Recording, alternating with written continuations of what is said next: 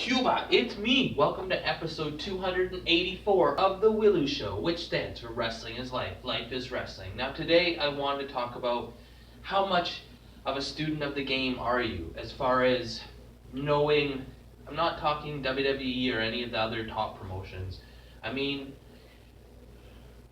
oh, excuse me. In the areas around you, how much do you find out what's going on with the other promotions, the upcoming talent? How many matches do you watch and stuff like that? How many people do you follow on social media? Like for me, my home base would be Ontario, and there's a lot of promotions in Ontario. There's got to be over 20, and I like to support everybody. Any federation that I know of that pops up, I like their event page or whatever. Not their event page or their Facebook page that shows about upcoming events and stuff like that. I read the results. I follow who's the champions. I follow what the fans are saying about the matches. I like to know what's going on and what's working and who's making their way up. And I try and follow the young wrestlers too. Like a lot of the times, it's not them sending me the friend request. A lot of times, it's me sending them a friend request because I'm also obviously trying to put over the Willow show. So if I can get more eyes on it, but I find it's changed now. When we were brought in, it was always had to shake everybody's hand and be polite to everybody and suck up and be quiet.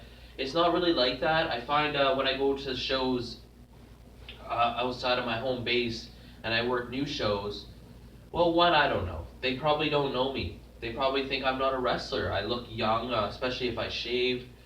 I'm not a huge guy, and I don't wrestle out certain ways very often, so they probably just don't know me. Now, is that my fault? Is it my fault that they don't know me because I'm not making a big enough name for it myself, or is it their fault that, like for example, when I went to this one show, I sat there for a bit, and other than 4 or 5 people that already knew me, no one wanted to say hello to me. And then when I stood up and put a smile on my face and stood there like I was all nice and happy, and everybody that came by, I said hello and shook their hand. Everyone was so nice to me. Is it that they don't want to make the first move, or they just think I'm not important? Maybe I could just be the music guy. Isn't it good that you want to shake everybody's hands? And like I said before, is it my fault that they don't know me? Is it not that they're not students of the game? It's just that I'm not making a big enough impression. But for me, like, I want to know everything that's going on. Like, I want to know all the gossip, all the rumors. I want to know who's having the best matches and who the fans are liking and who they're buying the shirts of and who's the next guys on their way up. And I try and support them, but it's also I don't know if the new generation really supports the old generation. Like, and it's funny too. Like, if like I go to a show or whatever, and I'll see some guy and I'll say hello and they'll just be like, eh. They're not impressed to meet me at all, and they're just like, eh, whatever. Nice to meet you.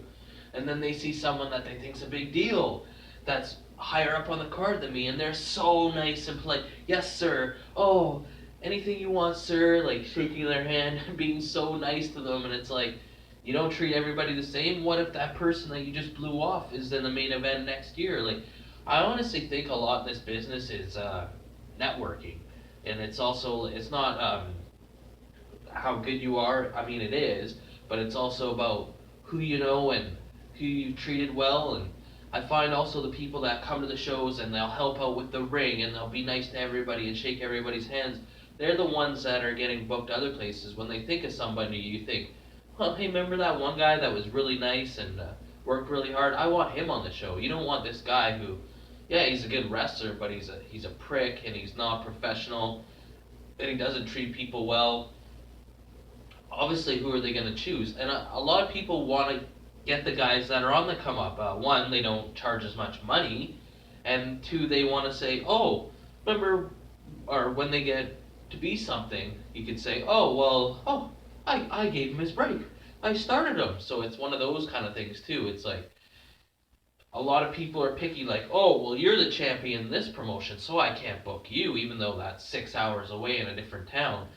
I have to have my own champion. Like, what does it matter, really? Like, You want what's best for your fans, do you not? And I find there's a lot of promotions that aren't like that. They just want to be like homegrown, like, oh, we gotta have our own little clique here.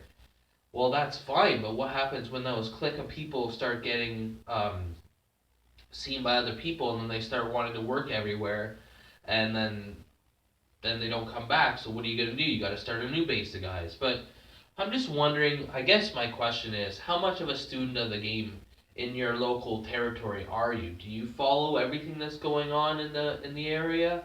Uh, like, how many people do you support the people coming up? Do you try to add them on social media or follow them or like their stuff or whatever it may be, or support them in any way you can, maybe buy their shirts? I don't know. I want to know if that's something you think is important or not. Because as always on the Willow Show, like or you get a leg drop, comment or you get a clothesline, subscribe or you get a suplex. I'm your host, Elian Habanero. I love wrestling. Cuba.